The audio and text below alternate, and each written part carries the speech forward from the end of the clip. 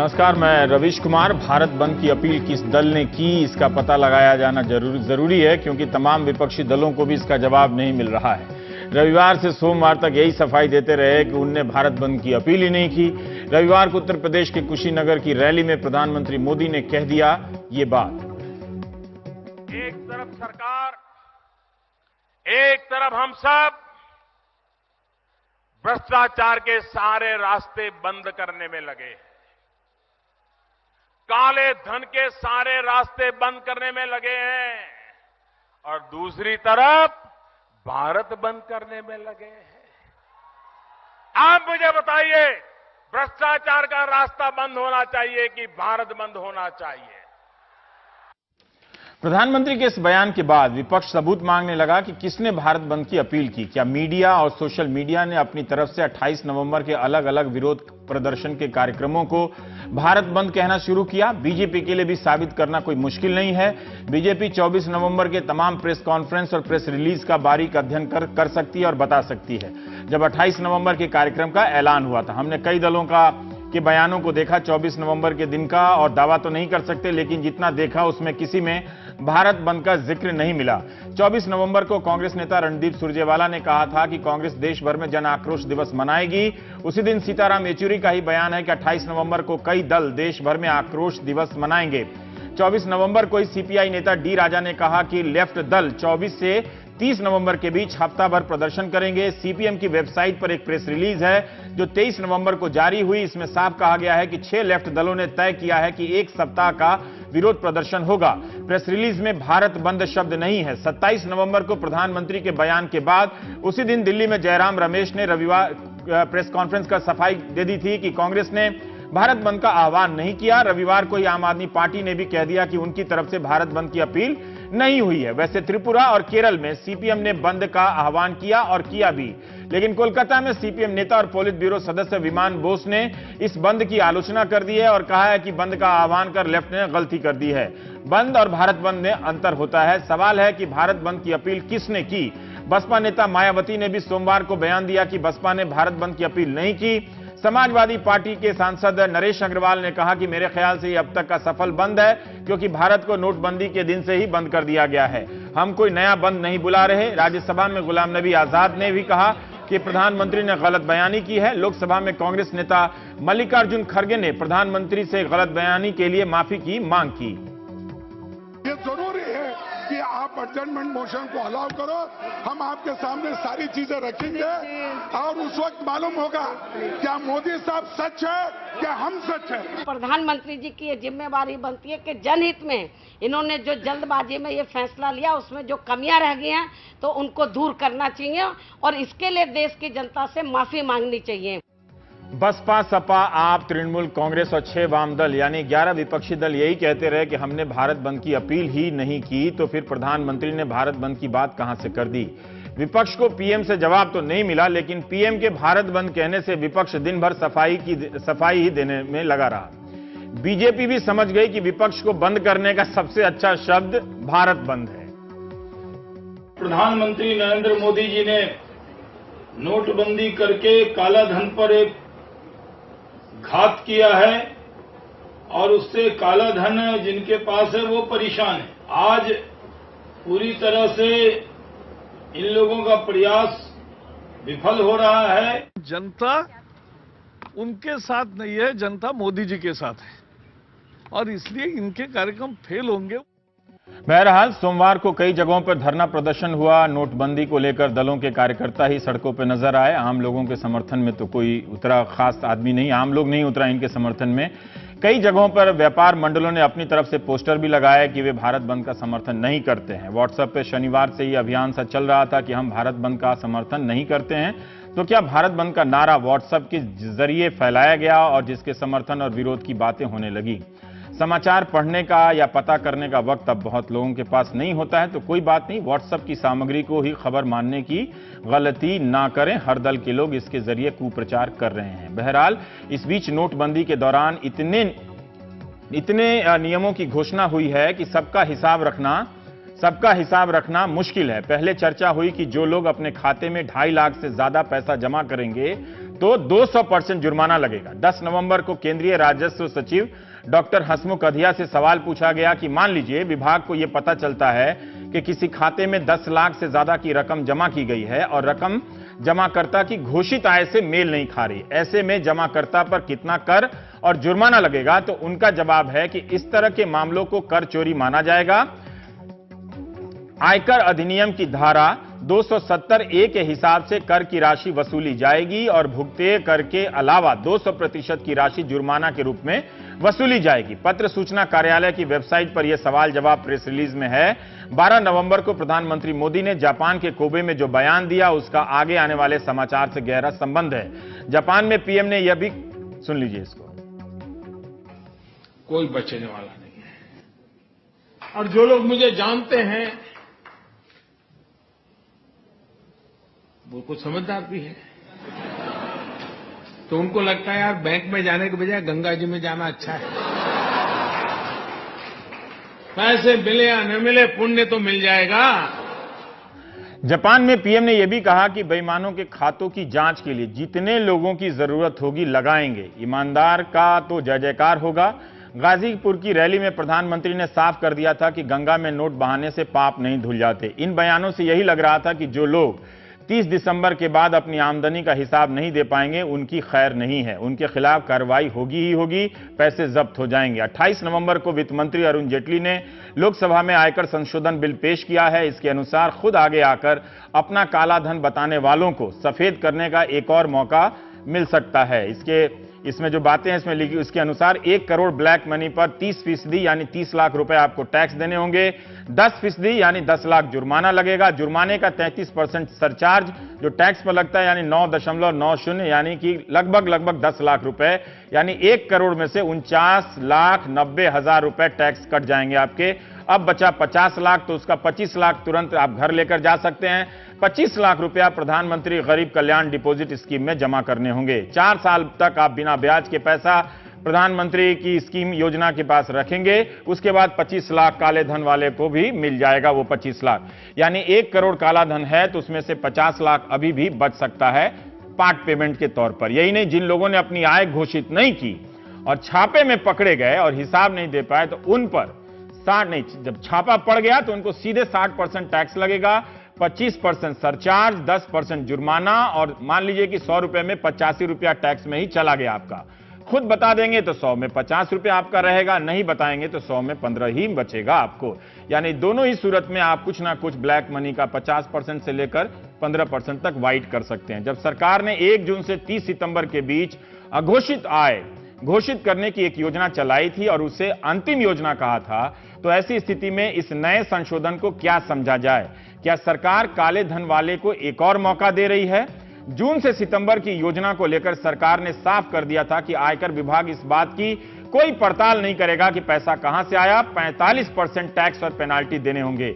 जून महीने में ही मन की बात में प्रधानमंत्री ने यह बात कही थी कि जिन लोगों के पास अनडिस्क्लोज्ड इनकम है उनके लिए भारत सरकार ने एक मौका दिया है। जुर्माना देकर हम अनेक प्रकार के बोझ से मुक्त हो सकते हैं। मैंने यह वादा किया है कि स्वेच्छा से जो अघोषित आय के संबंध में सरकार को जानकारी देगा तो सरकार किसी प्रकार की जांच नहीं करेगी।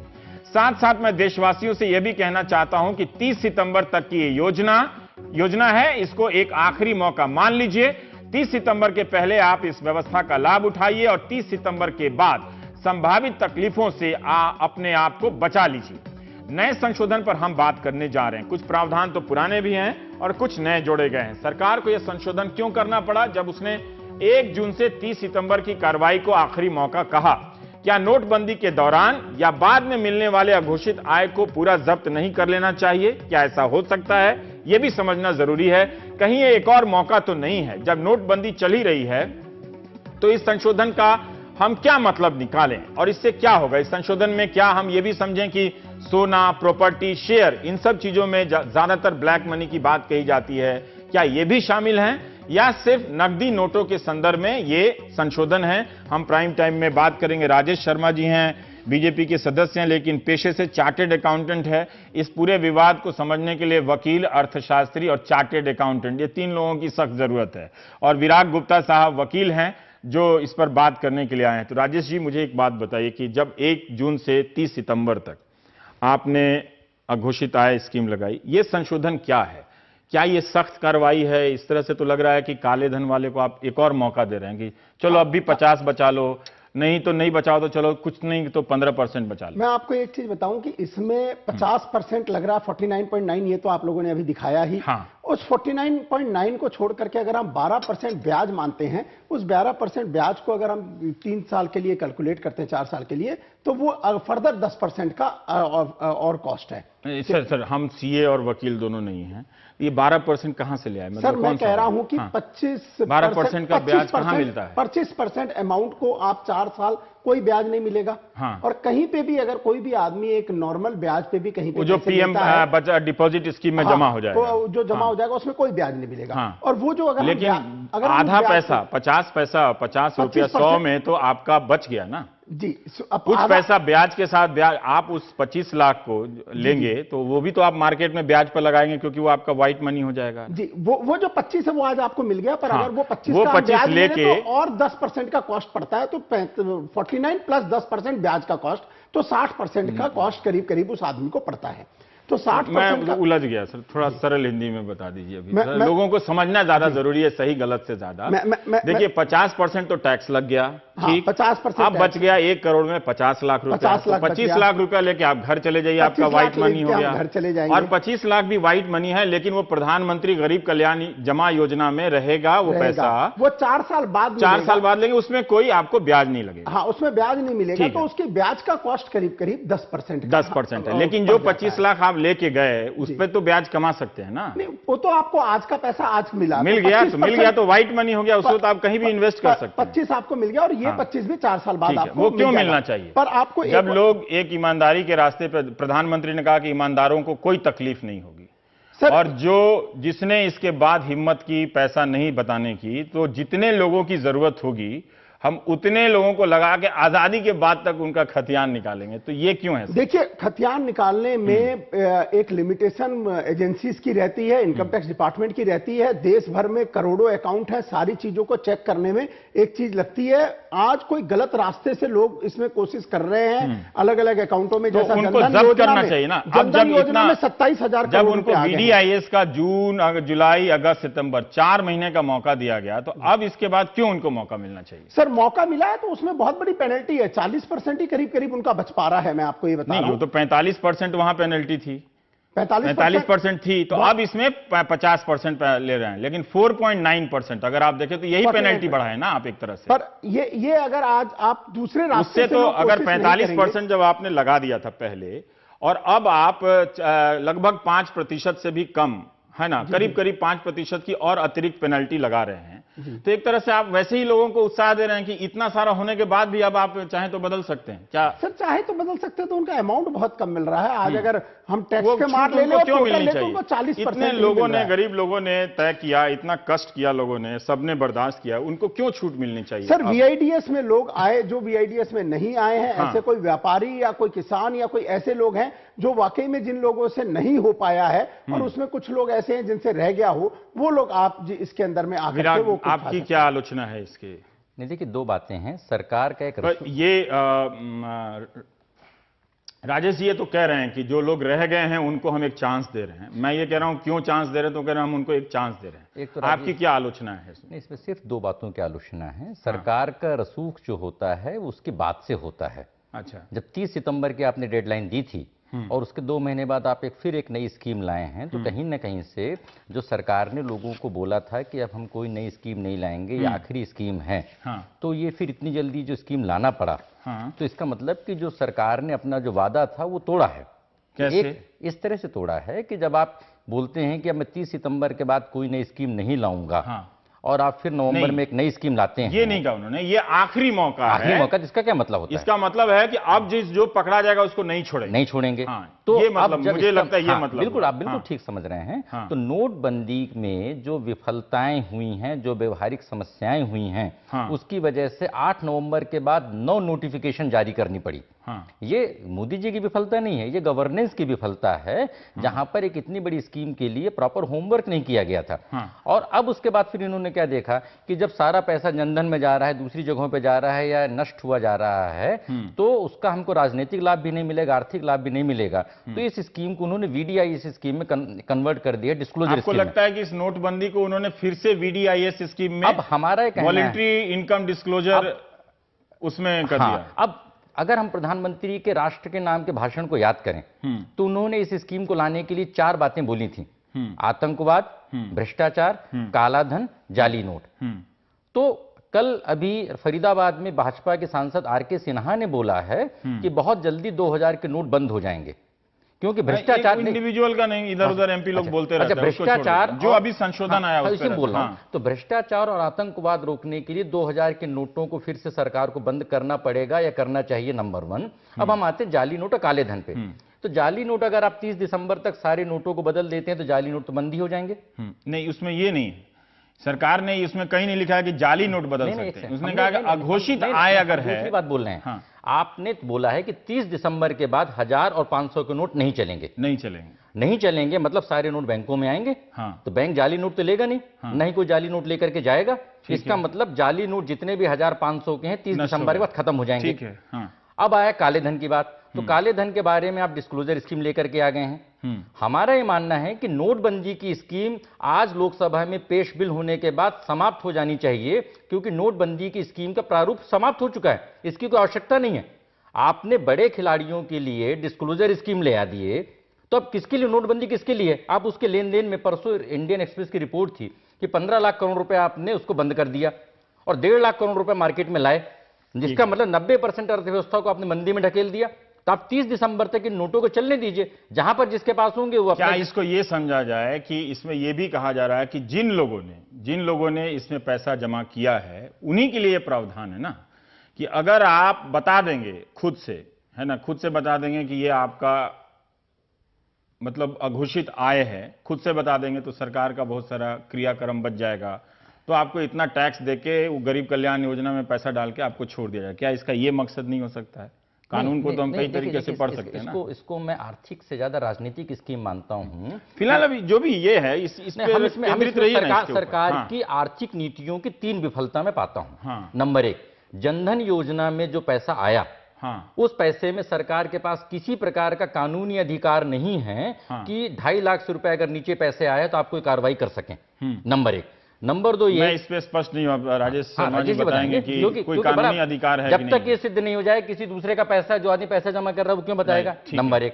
नंबर 2 ये है कि जो उन्होंने पहले बोला कि 200% तक हम पेनाल्टी लगाएंगे और अब उसको सीधे 50% में लेकर के चले आए हैं। इसका मतलब कि कहीं ना कहीं से वैधानिक स्थिरता। इस पे जवाब दीजिएगा। एक तो वो जनधन वाली बात कही, वो आपके पहले मैं एक चीज कहूंगा कि जनधन में अगर कभी भी प्रूफ होता है दूसरे लोगों के पैसे कई लोगों के अकाउंटों में डाले जा रहे हैं, तो उसके ऊपर इंक्वायरी डेफिनेटली स्टार्ट हो सकती है, उसके ऊपर में पकड़ेंगे भी। और ये देश के, एक सेकंड, जब ये संशोधन आ गया है, मान लीजिए आपने पकड़ भी लिया, तो उसको क्या 50% देके उसको राहत मिल जाएगी? यही हुआ ना? इसमें तो आपको डिक्लेयर करना पड़ेगा, जिसने डिक्लेयर नहीं किया है। मान लीजिए किसी ने जनधन में जिसने पैसा जमा किया है और वो बता दे कि उसकी अघोषित आय है।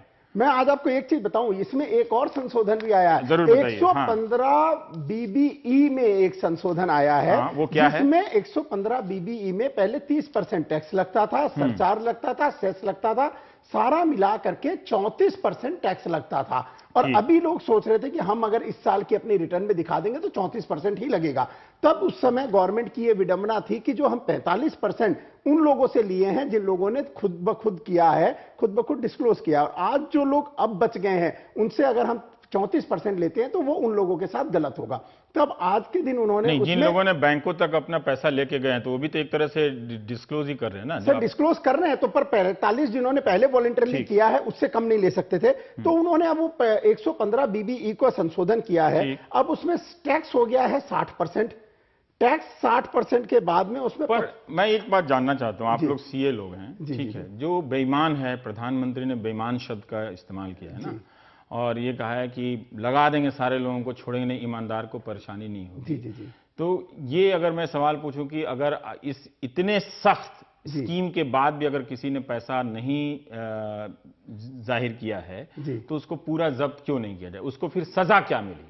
सर, अगर लोग ये जानना चाहें कि उसको सजा क्या मिली, सर, उसका तो ऐसे ही हम ये अनुमान लगा रहे हैं कि कुछ पैसा कमीशन में डाल के वो बचा ले रहा है, पता नहीं सच है कि नहीं है, लेकिन ये बात है तो ये भी एक तरह की एक्सचेंज स्कीम है, क्यों ना समझें। एक्सचेंज स्कीम नहीं, मैं सबसे पहले बताऊं, पहले से इनकम टैक्स एक्ट में एक सेक्शन है 115 BBE, अच्छा। जिसमें 34% टैक्स दे करके वो आदमी अपने आप को बचाने की कोशिश कर सकता था। कभी भी, कभी भी कर सकता था। कभी भी किसी के पास ब्लैक अगर मनी था- है, एक सेकंड, किसी के पास ब्लैक मनी है तो बिना सोर्स बताए आके 34% टैक्स देके वाइट कर लेगा, ऐसा है?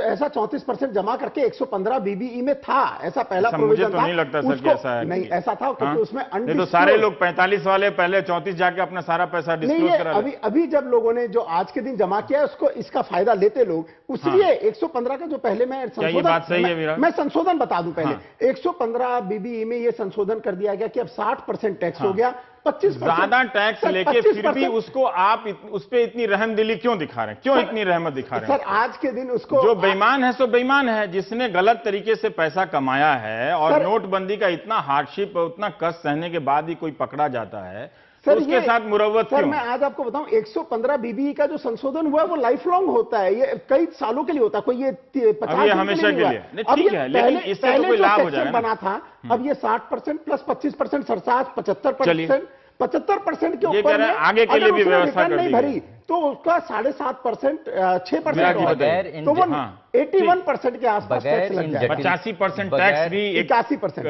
85% टैक्स भी एक तरह से सख्त सजा है। सजा नहीं है, सजा के लिए तो अलग प्रावधान होते हैं, प्रोसिक्यूशन और सजा के लिए। ठीक है, इसको सजा नहीं कहना तीन चाहिए, बातें ठीक है, हैं। हाँ। नंबर एक, जिन्होंने जनधन के बारे में बोला कि जनधन में कार्रवाई होगी, मैंने पिछली प्रोग्राम में भी बोला था कि 2,26,000 बड़े ट्रांजेक्शन्स की कार्रवाई आज तक नहीं कर पाए, तो 35,000 रुपए की कार्रवाई करने के लिए इनकम टैक्स विभाग के क्या पास पता रिटायर्ड लोगों को भी ले आए साथ में, लाने वाले हैं, सुन रहे हैं कि रिटायर्ड लोगों को भी जोड़ ले आएंगे सबको हम इनकम उसमें टैक्स। कानूनन देखें, 2.5 लाख रुपए से नीचे जिसकी भी आमदनी है वो टैक्स में छूट है उसको, तो आप जनधन वाले को टच ही नहीं कर सकते, नंबर एक। नंबर दो, ये पूरी प्रक्रिया पिछले 1 महीने में 25 सालों की उदारीकरण की प्रक्रिया को ध्वस्त करती है। क्यों? क्योंकि आप एक इंस्पेक्टर राज, पुलिस राज को लाते हैं। मैं इसको छोटी सी बात बताता हूं। एक आदमी की पिछले साल की आमदनी थी 20 लाख रुपए और उसके पास कैश इन हैंड था 10 लाख रुपए। इस साल वो 10 लाख रुपए कैश इन हैंड जमा करता है। आप बोलते हैं 2.5 लाख से ऊपर जमा करने पे मैं 200% या 50% पेनल्टी लगाऊंगा, पर वो जाके जस्टिफाई कर देता है कि मेरे पास तो कैश इन हैंड था, तब आपको 34% ही टैक्स लगाना पड़ेगा। अब आपने इनकम टैक्स अब तो इंस्पेक्टर उसको को 85% अब का आप टैक्स अब लगेगा। इनकम टैक्स इंस्पेक्टर को आपने पावर दे दिया कि तुम इसको 34% में ट्रीट करोगे, कि तुम इसको 50% में ट्रीट करोगे, कि नहीं, तुम अब तो इसको 85% में करोगे। ट्रीट करो, 34% तो खत्म हो गया ना। खत्म। तो अब ये जो है, ये जो डिस्क्रिप्शन दिया जा रहा है, ये मैं समझता हूं इंस्पेक्टर राज की बहाली है, उदारीकरण का एक अंत है। नंबर 2। नंबर 3, जब 8 नवंबर के बाद करेंसी का लीगल टेंडर खत्म हो गया, अगर उसके बाद पुरानी करेंसी, उसकी रद्दी नोट है, रद्दी कागज हैं, तो आप उसके बेसिस पे किस व्यक्ति को प्रोसिक्यूट कर सकते हैं। मान लीजिए कि 30 दिसंबर के बाद किसी के पास 10 करोड़ रुपए के पुराने नोट हैं, वो रद्दी कागज हैं, आप उसको रुपए मान कैसे सकते हैं? कोई कानून उसके बेसिस पे दंडित नहीं कर राजेश सकता। जी, ये बात थोड़ा मजबूत नजर आती है कि अगर 30 दिसंबर के बाद किसी ने 50 करोड़ का ब्लैक मनी नहीं जमा किया, ठीक, और वो आके चुपके से, अभी तो वो तो आराम से सो लेंगे, अभी तो हम लोग ये समझ रहे थे कि उनकी धड़कनें होंगी, पीछे के शटर से जाते होंगे, पता नहीं राम जाने, लेकिन उनको तो राहत मिल गई सर। जब वो नोट रद्दी हो गया 30 दिसंबर के बाद, तो उस रद्दी नोट को हम कन्वर्ट करने का मौका क्यों दें? सर कन्वर्ट करने का मौका वाली बात नहीं है। ये तो कन्वर्ट हो रहा है ना 50% से। अगर वो खुद से बता दे सर, तो उसका 50% पैसा बच जाता है, क्यों बचना चाहिए? सर मेरी बात सुनिए, लोग जनधन का फायदा ले, लोग दूसरे अकाउंटों का फायदा ले, लोग जो दूसरे रास्ते निकाले, जैसे भाई साहब ने अभी अभी कहा कि इतने ज्यादा प्रोसिक्यूशन और इतने हमारे पास गवर्नमेंट के पास मशीनरी नहीं है कि हम हर चीज की इंक्वायरी को कर पाए। जब हर चीज की इंक्वायरी नहीं कर पाए तो वो लोगों का आज कम से कम राजस्व तो आए इस चीज का। और वो चीज कम से कम नोटबंदी बाद में बैंकिंग लाते, पहले नोटबंदी से पहले यही ले आते, नोटबंदी बाद में लाते, पहले यही लाते ना। अगर मान लीजिए किसी के पास एक कमरे में भर के 500 करोड़ है और वो 1 जनवरी को ले आके 250 करोड़ लौटा के, है ना, 125 करोड़ वहां जमा कर दे, 125 करोड़ अपने पास रख ले, लेके बाहर आ जाए, तो हमारे हिसाब से तो तब भी वो अमीर ही रहा ना, वो गरीब कहां हुआ? सर अमीर इसलिए नहीं रहा, वो गरीब कहां हुआ? आपने उसके लिए स्कीम क्यों दी? जब इस वक्त हम सब कुछ सब्र कर रहे हैं कि 50 दिनों तक इन सबको अब खैर नहीं है, जितने भी थैलीशाह लोग हैं, उनको ये मौका क्यों दिया आपने? सर मौका आज के दिन इसमें हेवी पेनल्टी के साथ दिया गया, उसको छोड़ करके वो अगर सर्विस टैक्स वो के तो दायरे में छूटने आता- वाला नहीं था। सर 1 जनवरी के बाद से, जैसा कि विराग ने कहा, उसका पैसा तो कूड़ा होने वाला था, रद्दी होने वाला था। उस रद्दी नोट को हमने 50% क्यों बचाने दिया उसको? सर हम रद्दी होने वाले नोट को लोग जो रास्ता ढूंढ रहे थे, वो रास्ता ढूंढ करके हम हर जनधन वाले तो को जो कहते परेशानी हैं, जो ना हो- लोग बैक डोर से इसको एक्सचेंज कर रहे थे, वो आप खुद ही उनको करने रोकना लगे। चाहते हैं। आप फिर वो बैकडोर काम से। आप खुद करना चाहते हैं। नहीं, हम क्यों बैकडोर से, हमने तो उसको सामने से कर दिया। यही तो बात है ना सर, वही तो मैं कह रहा हूं। के रास्ते बंद करना, क्योंकि बैकडोर से आज वो तो जो लोग बैकडोर से कर रहे थे, जनधन में- वही काम आप सामने से कर रहे हैं, सर, ताकि गरीब- आपके पास पैसा आ जाए जन कल्याण के लिए। सर यही बात है गरीब ना। आदमी जो है वो परेशान होगा, उसकी इंक्वायरी होगी, और ऐसी चीजों में उनको करना नहीं चाहिए। पर कुछ अब लोग जब प्रेशर में काला आके धन कर लेते समाप्त हैं। हो गया, ये कहा गया, तो फिर काला धन को सफेद करने का मौका क्यों दिया जा रहा है? मैं ये जानना सर चाहता मैं आज आपको बता रहा हूं कि जो लोग हाँ? दूसरे रास्ते हूं। ये अपनाते तो हैं, वो सरकारी रास्ते मनी तो- लॉन्ड्रिंग स्कीम सर, होगी ना, सरकारी कि मनी जो कोई लॉन्ड्रिंग- पीछे दरवाजे से कर रहा है, वो आप सामने के दरवाजे से सर कर रहे हैं। सामने के नहीं, सरकार ने तो एक स्कीम लाई है कि भाई ये इस तरीके से काम वो गरीबों तो के स्कीम लाई है, कल्याण वो के तो लिए। हम देख रहे हैं, लेकिन गरीब- जब नोटबंदी है, जब यहाँ पे, तो ये स्कीम अब काला धन वालों को, जी जब उन्होंने कहा कि आजादी तक हथियार निकाल लेंगे, छोड़ेंगे नहीं किसी को, ये लास्ट चांस है, तब ये इनको क्यों चांस दिया जा रहा है? सर इंक्वायरी तो अगर- इंक्वायरी हर चीज की होगी नहीं, भी, इंक्वायरी अभी तो भी तब जिन भी लोगों ने होगी, डाल दिया होगी। इंक्वायरी तो तब भी जी, होगी, जी। ठीक है। देश की जनता जब लाइन में लगी है ना, इंक्वायरी तो होनी है, उसकी भी लाइन में जो लोग गलत पैसा जमा कर रहे हैं, जो अपना सोर्स नहीं बता पाएंगे, तो उनके लिए तो सजा है ही, जी जी है ना। लेकिन जो लोग सोर्स नहीं बता रहे हैं, बैंकों तक नहीं गए जमा कराने के लिए, उनके पास घरों में वो पैसा रह गए, उनको, जैसे वो कह रहे हैं कि 1 जनवरी को, अब तो वो ऐसे ही, अगर आप बैंक में नहीं जाते हैं तो वो कूड़ा हो जाता है, तो उस कूड़े का 50% हम बचाने का स्कीम लेकर क्यों आए? सर कुछ जो जेन्युइन लोग हमारे यहाँ पे छोटे छोटे काम करते हैं, किसान हैं जिनके पास पैसे रह गए, जिन्होंने आप उस ये कह रहे हैं स्कीम कि का उन पहले genuine फायदा लोगों नहीं के लिए लिया, है। जो कुछ लोग नहीं ले वो पाए थे। किसानों के लिए, ये किसानों के फायदे के लिए सर कुछ लोग ऐसे हैं जिन लोगों ने नहीं लिया था उस वीडीएस के लिए, तो किसानों के लिए है। उनको एक मौका मिले कि वो फर्दर तो और ज्यादा आप पेनल्टी किसानों पर अगर इतनी रहमदिली दिखा रहे हैं, तो भी 85% के साथ नहीं 85% नहीं है सर, ये 50% किसानों का 50% के साथ है। तो एग्रीकल्चर आप फिर बैंकिंग का डेट बढ़ा दीजिए ना, एक्सचेंज का डेट बढ़ा दीजिए, 30 दिसंबर से 31 जनवरी कर दीजिए। ये क्यों लाए हैं, मैं ये जानना चाहता हूं, आप दोनों से बात सर मैं करिए। एक्सचेंज की डेट की तो बात ही नहीं कर रहा हूं, एक आदमी के पास है, वो किसी भी दिन पैसा जमा कर सकता है, पर जो लोग पहले फायदा नहीं ले पाए इस स्कीम का, हाँ, उसको अब फर्दर तो एक्स्ट्रा कोई पेनल्टी चांस नहीं है ना, ये तो एक्स्ट्रा स्कीम- पेनल्टी के साथ में वो नहीं, आदमी ये को फिर स्कीम से- जो है, देखिए, हो सकता है कि हम ना समझे, आप ना समझ रहे हो, आपकी बात ना समझ, क्योंकि आप सीए हैं, आप वकील हैं, पर जैसे विराग ने कहा कि भाई 1 जनवरी से 8 नवंबर से ही ये पैसा रद्दी हो जाता है, अगर आपने इस रद्दी को बैंक तक नहीं पहुंचाया तो कोई चांस नहीं है बचने का। तो एक तरह से एक्सचेंज स्कीम तो आप वहां दे ही रहे हैं सबको, सर तो जो बैंकों तक नहीं गया उसको बाद में पिछले दरवाजे से और आप बल्कि सामने दरवाजे से बदलने का मौका क्यों दिया जा रहा है? सर कई सालों में लोगों की मेहनत मुशक्कत से कमाई वो काला धन है सर, वो काला धन कमाया है। हुआ पैसा है, और उन लोगों ने अगर रिटर्न नहीं अब भरा जब है, आप तो नोटबंदी में ये बात नहीं देखा, एक बार नहीं, राजेश राजेश जी, लेके आए हैं, जब और नोटबंदी उसके बाद करते जो लोग समय रह गए हैं उनके लिए ये नहीं, राजेश जी, स्कीम जब आप लेकर के आए। नोटबंदी करते समय ये नहीं सोचे कि उनकी मेहनत का पैसा है, कई सालों से कमाया हुआ है, तो अब जो है उसमें एक तरह से अब क्यों रहमत आ सिर्फ गई? वैसे ही लोगों के लिए क्यों ये रहम चीज दिखा? है कि भाई बाकियों की तो मेरा- इंक्वायरी इनकी होगी बात को होगी। मैं मानूं, अगर मैं इनकी हाँ। बात को मानूं तो तत्काल प्रभाव से नोटबंदी की स्कीम को खत्म कर देना चाहिए। हाँ। जब ये बोल रहे हैं, इन्होंने बेसिकली भ्रष्टाचार, काला धन और बचत को तीनों को मिक्स कर दिया है। नंबर 1, ये जो सरकार की आज की योजना है, ये भ्रष्टाचार को कानूनी संरक्षण, ये कानूनी प्रावधान दे रही है, जिसके विरुद्ध प्रधानमंत्री लड़ाई लड़ने की बात कर रहे हैं। नंबर 1। नंबर 2 ये कि जो लड़ाई आप बड़े लोगों के खिलाफ लड़ रहे हैं, वो लड़ाई छोटे लोग क्यों लड़े लाइनों में लग करके? वो तो आज भी परेशान है, वो अपनी बुआई के लिए उसको पैसे नहीं मिल रहा, शादी राजेश के जी, लिए अब पैसे समय नहीं मिल कम रहा। है, एक मुझे बताइए कि अभी तक तो जैसे वो कह रहे हैं कि नोटबंदी तो खत्म हो जाना चाहिए इस संशोधन के बाद से, ठीक है, लेकिन जब 30 दिसंबर तक का वक्त है, जी वक्त है, अभी पूरे 1 महीने से ज्यादा का वक्त है कि आप अपने पैसे को बैंकों में ले आकर बदल सकते हैं, जमा कर सकते हैं, उसका सोर्स जमा कर सकते हैं, तो फिर ये स्कीम क्यों? सर सोर्स अगर आदमी का इस साल की कमाई हो तो ही तो जमा कर सकता है, अगर वो पुराने साल की पुराने का भी है तो उसको जमा करने दीजिए ना, जिसका अगर रद्दी होगा तो आज के दिन उसको, ये वही कह रहा हूं कि जिसका पुराना है उसके लिए, पर जो करप्ट है लोग हैं, जो वो तो देना ही था। जब आपने नोटबंदी में नोटिफिकेशन नहीं। किया, 9 या 11 नोटिफिकेशन के जरिए आपने शर्तें बनाई, जी जी जी अब आप ये लेकर आ रहे हैं कि 50% आप प्रधान गरीबों के नाम पर, तो ये पूरी नोटबंदी की योजना तो यही कही जा रही है कि इससे जो पैसा आएगा हम गरीबों के कल्याण के लिए खर्च करेंगे, लेकिन काला धन वाला समाप्त हो गया। अब तो 50% बच गया सर, जिसके पास हजार करोड़ रुपए हैं, अंत में क्या ये नहीं समझा जाए कि अंत में जाकर आप बड़े मोटे आसामी को आप राहत दे रहे हैं कि चलो तुम्हारा 2000 करोड़ है तो 1000 करोड़ गया, 1000 करोड़ बचा लो। अभी इस बार एक चीज है कि पिछली बार हमने कहा था कि गुप्त रखा जाएगा, इस बार ऐसा कुछ नहीं कहा गया है कि इसके ऊपर गुप्त रखा जाएगा। दूसरी जो एजेंसीज है, सर्विस टैक्स, वैट, उनको नहीं दिया जाएगा, ऐसा कुछ नहीं कहा गया। ये पैसा कंसोलिडेटेड फंड में जाता है, क्या आप उसको पीएम फंड में डाल सकते हैं? ये एक संवैधानिक प्रश्न है। इस एक और बात हम अपनी तरफ से भी कह दें कि ये एक ऐसा मसला है, वित्त, अर्थव्यवस्था, सीए, वकालत, सब समझने के लिए अभी हमें भी काफी पढ़ना पड़ रहा है। तो हो सकता है कि जो भी है, लेकिन लोगों को जो लाइन में जो थका थका सा है उसे कभी ना लगे कि वो ठगा ठगा सा भी है। तो जो काला धन वाला है वो पूरी तरह से समाप्त ही होना चाहिए। सर, लाइन के लोग खुश हैं, ऐसा लाइन के खुश हैं, लेकिन मैं वही पूछ रहा हूं कि ये जो लाइन में नहीं लगे हैं वो कहीं अब खुश ना हो जाए ज्यादा। नहीं, वो ज्यादा खुश नहीं होंगे। तो ब्रेक के बाद, और ये अच्छा मौका भी है इस सारे सिस्टम और सवालों को समझने का। कुछ सीए लोगों से भी दोस्ती कर लीजिए, बदलने के लिए नहीं, समझने के लिए। तो ब्रेक के बाद हम बात करेंगे पंजाब की।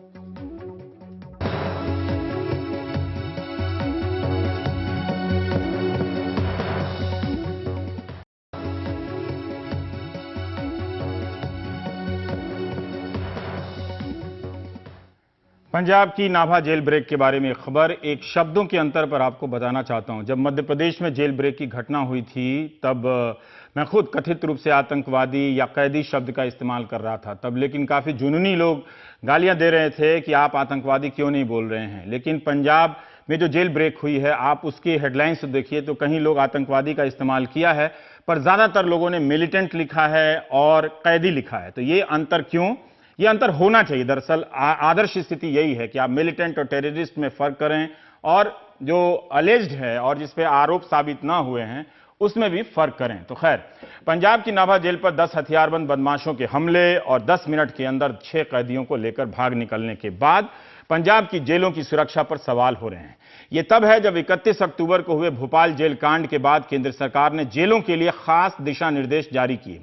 इसके बावजूद नाभा सेंट्रल जेल में यह वारदात हुई। जानकार बता रहे हैं कि पंजाब में जेलों की सुरक्षा बहुत ही लचर है, और खबर यह है कि इसकी बाहरी सुरक्षा का जिम्मा ठेके पर रिटायर्ड फौजियों की संस्था के पास है, यानी पुलिस के पास नहीं है।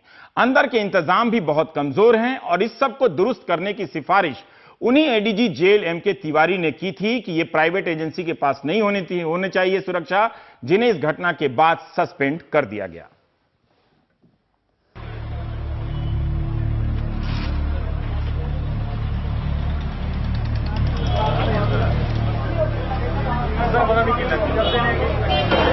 रविवार सुबह करीब 9 बजे 4 गाड़ियों में 10 बदमाश आए और 10 मिनट में 6 अपराधियों को लेकर फुर हो गए।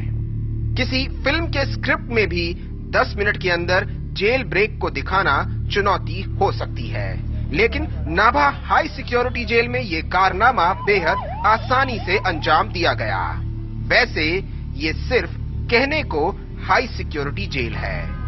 आतंकवाद के जमाने में जेल की बाहरी सुरक्षा का जिम्मा केंद्रीय अर्धसैनिक बलों के पास होता था, लेकिन अब यहाँ रिटायर्ड फौजी तैनात किए जाते हैं जो पेस्को यानी पंजाब एक्स सर्विसमैन कॉरपोरेशन के मुलाजिम होते हैं।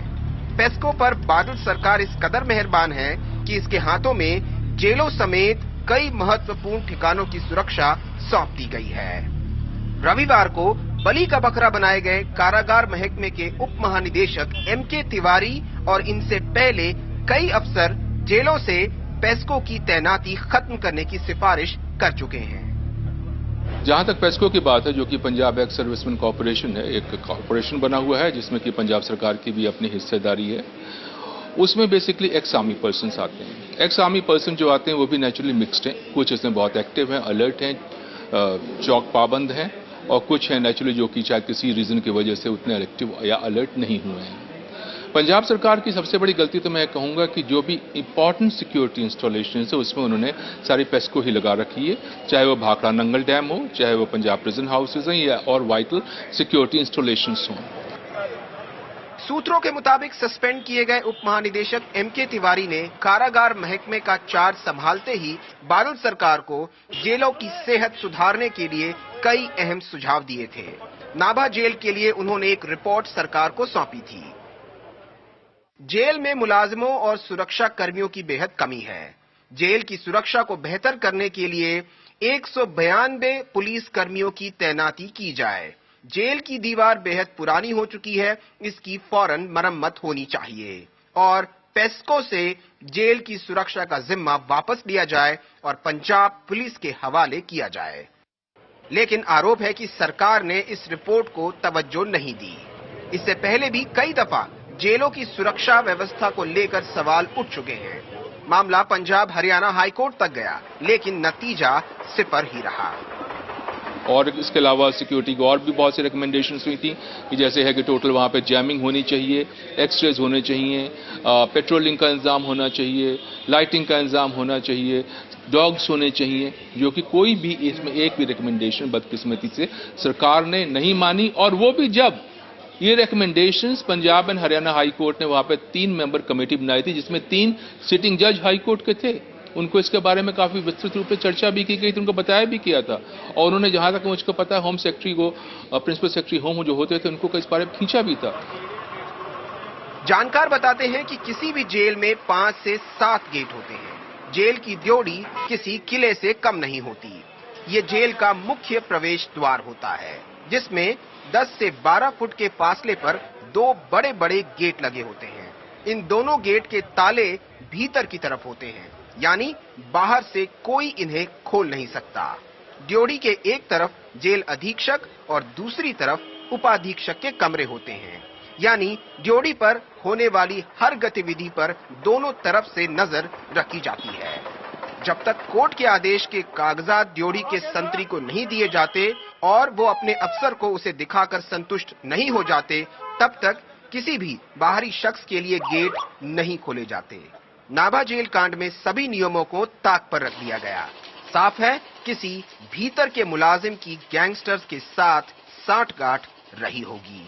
100%, 100%। ये जो व्यक्ति जिन्हों उनको छुड़ाने गए हैं, वो 8:56 पे वहां पे पहुंचे और 9:04 तक कार्रवाई अपनी करके सबको लेके चले गए। जो व्यक्ति भागे हैं, जिसमें कि पुराने गॉन्डर ग्रुप और दूसरे गैंगस्टर्स और 2 एक्स मिलिटेंट्स भी वहां पे थे, वो उस समय मौजूद थे, वहां पे बैठे हुए थे, वेट कर रहे थे ड्योढ़ी में कि कब उनको निकाला जाए।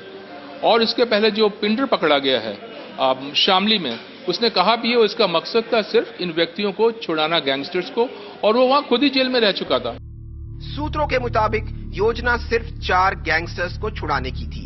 आतंकवादी हरमिंदर मिंटू और कश्मीर सिंह को इसकी भनक लगी तो वो भी साथ हो लिए।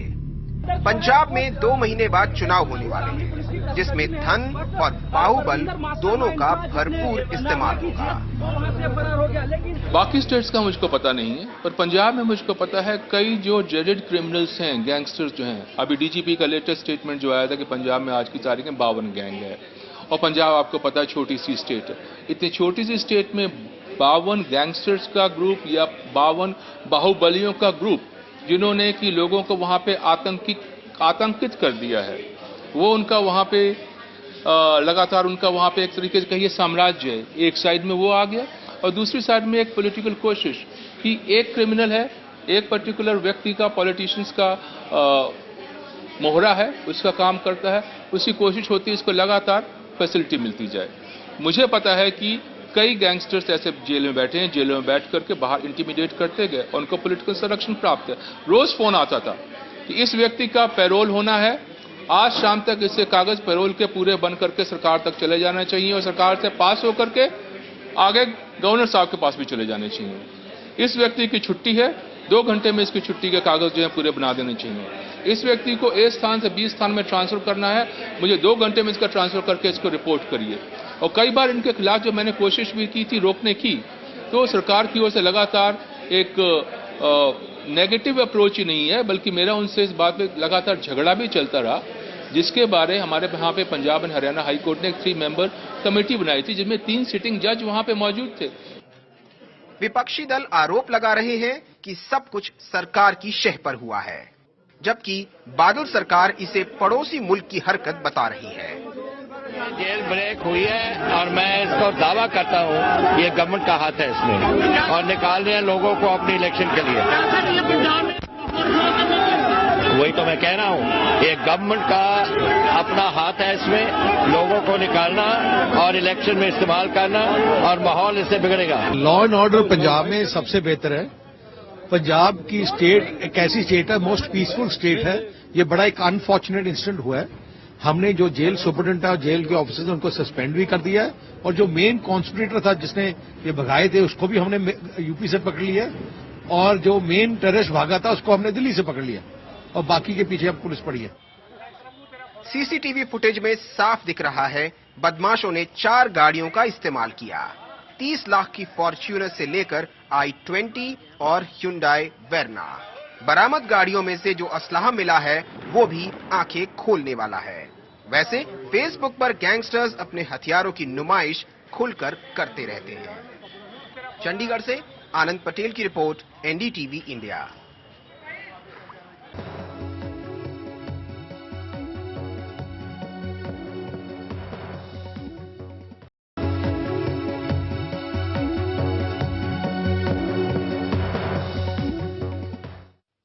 प्रधानमंत्री मोदी ने कैशलेस अर्थव्यवस्था की ओर बढ़ने की अपील करते हुए लोगों से कहा है कि वो लेस कैश के साथ जीना सीखें, यानी कम नकदी में गुजारा।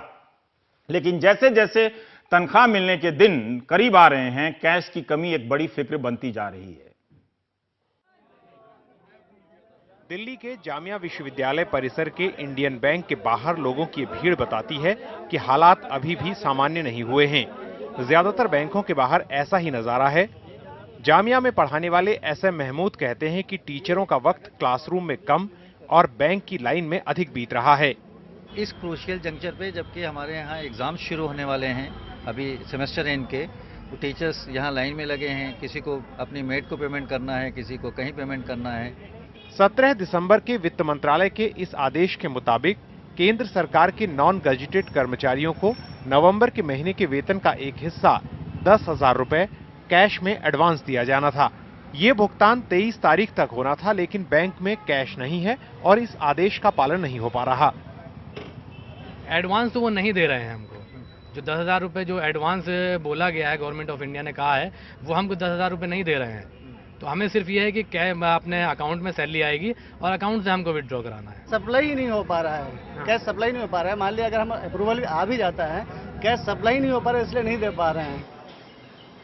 समस्या आने वाली 1 तारीख और उस दिन मिलने वाले वेतन की भी है। देश की आबादी का 90% असंगठित क्षेत्र में है और यहाँ वेतन का भुगतान कैश में ही होता है। हालांकि प्रधानमंत्री ने कहा है कि अब सारी तनख्वाह बैंक में ही आएंगी, लेकिन इतने बड़े असंगठित क्षेत्र को देखते हुए ये तत्काल आसान नहीं दिखता। आपको तनख्वाह कैश में मिलती है या चेक से मिलती है?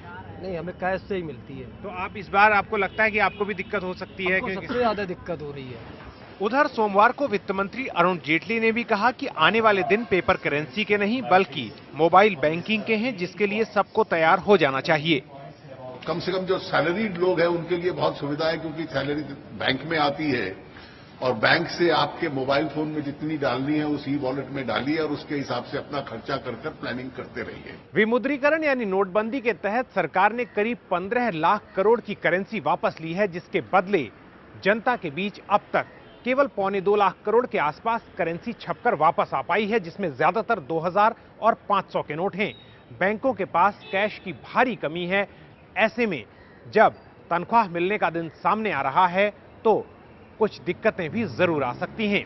विजय सिंह पटवाल और अपने सहयोगी बाला सुंदरम के साथ दिल्ली से हृदय जोशी, एनडीटीवी इंडिया।